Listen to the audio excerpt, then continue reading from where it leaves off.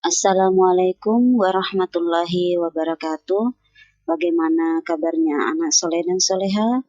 Semoga hari ini kalian sehat semua sehingga tetap bersemangat mengikuti pembelajaran hari ini. Hari ini kita akan belajar bahasa Indonesia dengan materi mengidentifikasi jenis paragraf bersama Ustazah Suryani. Baiklah, sebelum kita mulai pembelajaran, mari kita baca basmalah bersama-sama. Bismillahirrahmanirrahim. Oke, anak-anak soleh dan solehas, fokus dulu dan tetap semangat ya. Sebelumnya, Ustazah akan menjelaskan dulu apa ya arti dari paragraf itu sendiri dan jenis-jenisnya apa saja. Oke, kita mulai. Paragraf adalah bagian dari suatu karangan yang mengandung satu gagasan pokok atau gagasan utama. Atau bisa juga kita sebut dengan ide pokok. Untuk pelajaran ide pokok, gagasan pokok atau gagasan utama sudah kita pelajari pada materi sebelumnya. Apa aja ya jenis-jenis paragraf? Oke, kita perhatikan sama-sama. Jenis-jenis paragraf yaitu satu, paragraf narasi atau paragraf yang menceritakan. Yang kedua adalah paragraf deskripsi atau paragraf yang menggambarkan. Yang ketiga, paragraf argumentasi atau paragraf yang berisi pendapat.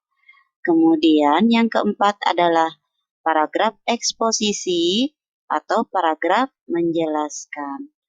Dan yang kelima adalah paragraf persuasi atau paragraf mengajak. Nah, supaya lebih paham lagi, mari perhatikan penjelasan mengenai jenis-jenis paragraf tersebut beserta contohnya. Yang pertama, paragraf narasi. Paragraf narasi adalah paragraf yang menceritakan suatu peristiwa atau kejadian yang di dalamnya terdapat alur cerita, setting, tokoh, dan konflik, tetapi tidak memiliki kalimat utama. Contoh, saat jam istirahat, Salam tengah menulis sesuatu di buku agenda sambil menikmati bekal dari rumah. Sesekali kepalanya menengadah ke langit-langit perpustakaan, tersenyum dan kembali menulis. Asik sekali, seakan di ruangan perpustakaan hanya ada dia. Jadi kita perhatikan paragraf narasi ini. Di sini ada tokoh.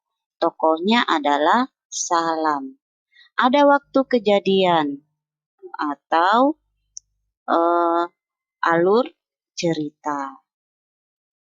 Jadi cirinya pada paragraf narasi adalah ada kejadian, ada pelaku, dan ada waktu kejadian.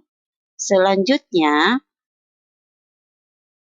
paragraf deskripsi adalah paragraf yang menggambarkan suatu objek sehingga pembaca seakan bisa melihat, mendengar, atau merasa objek yang digambarkan itu.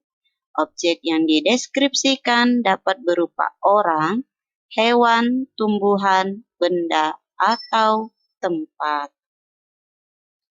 Contoh, Kenzi adalah kucing kesayanganku. Dia adalah kucing jantan yang memiliki bulu yang halus dan berwarna coklat belang putih. Bulu halusnya menyelimuti tubuhnya dari kepala sampai ke ekornya. Hidungnya kecil dan kumisnya sedikit panjang dan juga memiliki bentuk kaki yang lebih pendek. Nah, paragraf deskripsi ini memiliki ciri ada objek. Nah, objek ini apa yang di dalam teks ini? Objeknya adalah hewan. yaitu kucing.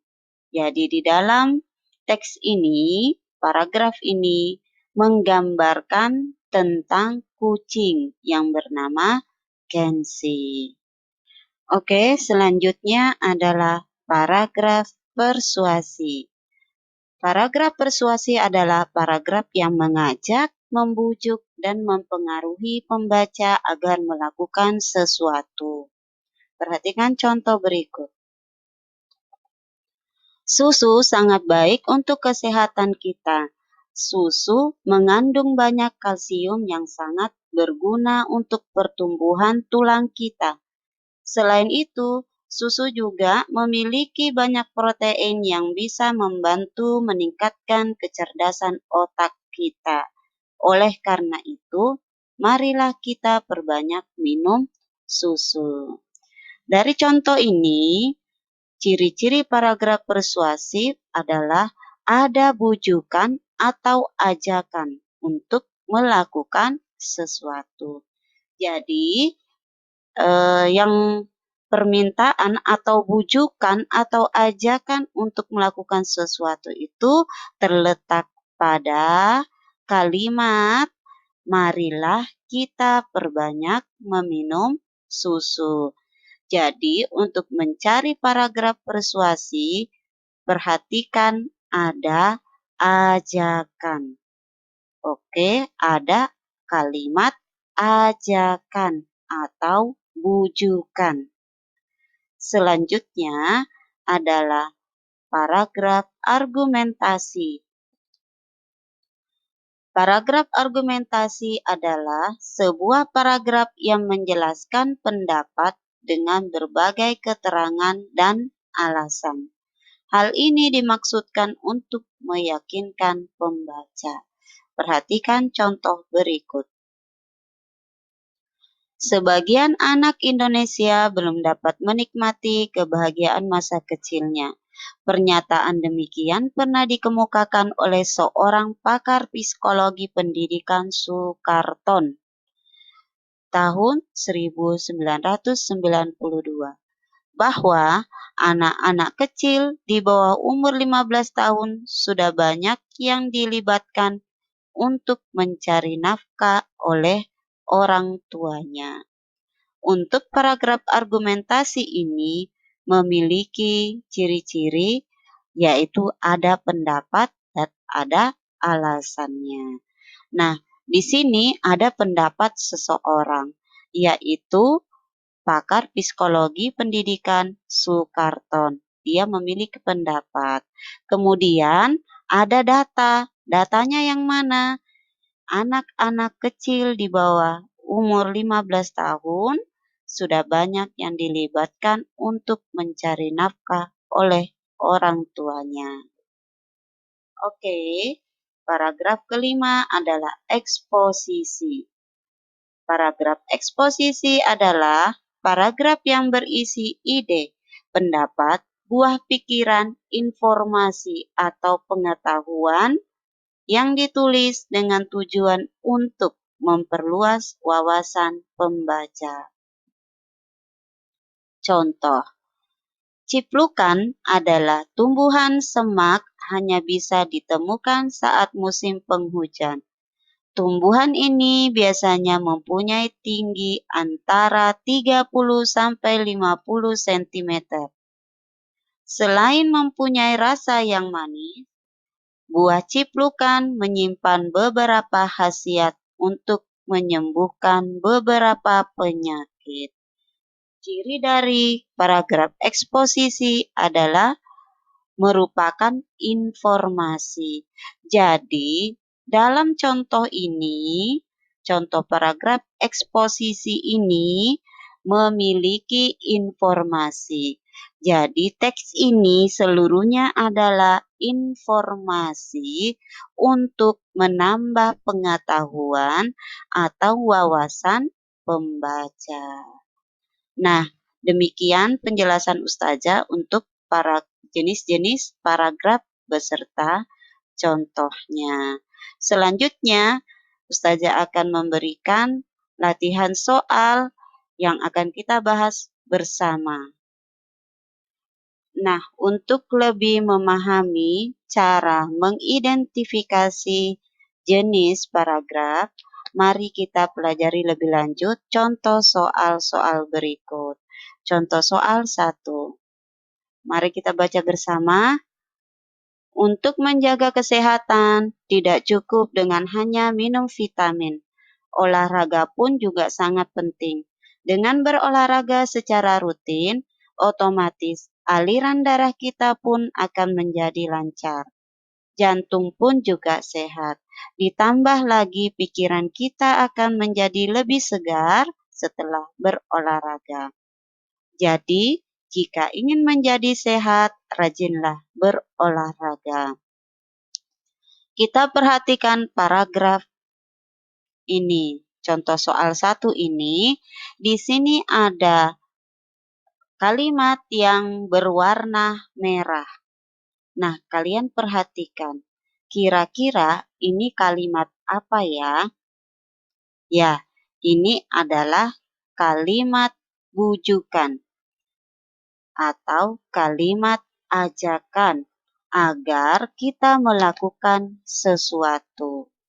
Yaitu, ajakannya apa? Rajin berolahraga. Nah, ciri-ciri dari paragraf apakah yang memiliki kalimat ajakan? Oke, benar sekali. Yaitu paragraf persuasi. Sudah paham ya? Ingat, kalau ada kalimat ajakan, kalimat bujukan, berarti paragraf persuasi. Sekarang kita perhatikan contoh kedua. Kita baca bersama ya. Hari ini menjadi hari yang tak terlupakan untukku. Karena hari ini hari pertama aku masuk sekolah setelah sekian lama aku belajar online di rumah. Aku mempersiapkan segala keperluan sekolahku lebih awal. Dan hal yang paling aku siapkan adalah semangatku untuk belajar. Nah, kita perhatikan contoh soal paragraf kedua ini. Nah, di sini ada tokoh. Tokohnya siapa? Aku. Ada tidak kejadiannya di sini? Ada kejadiannya berupa dia mempersiapkan segala keperluannya. Oke, paragraf yang memiliki ciri ada tokoh dan kejadian adalah paragraf apa ya?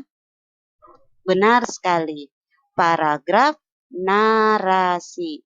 Ingat, jika ada tokoh, waktu kejadian, alur cerita, berarti itu adalah paragraf narasi. Oke, selanjutnya kita ke contoh yang ketiga. Bunga melati berwarna putih, bentuk mahkotanya agak oval dan kecil. Mahkota bunga melati sangat lembut dan halus serta wangi. Ada 7 mahkota bunga melati dan aransemen berlapis, datar dan tersemat yang saling berhadapan, yang membuat bunga ini sangat indah. Nah, jika kita perhatikan paragraf soal ketiga ini, contoh soal ketiga ini, di sini ada sesuatu yang digambarkan, yaitu bunga melati. Dengan membaca paragraf ini, kita pasti akan membayangkan, menggambarkan dalam pikiran kita, oh, bunga melati itu berwarna putih. Bentuk mahkotanya agak oval. Maka paragraf ini adalah paragraf deskripsi karena menggambarkan tentang bunga melati. Ya, alhamdulillah hari ini Ustazah sudah menjelaskan materi mengidentifikasi jenis-jenis paragraf. Semoga dapat dipahami dan semangat lagi belajarnya. Oke, Sampai jumpa pada materi selanjutnya. Wassalamualaikum warahmatullahi wabarakatuh.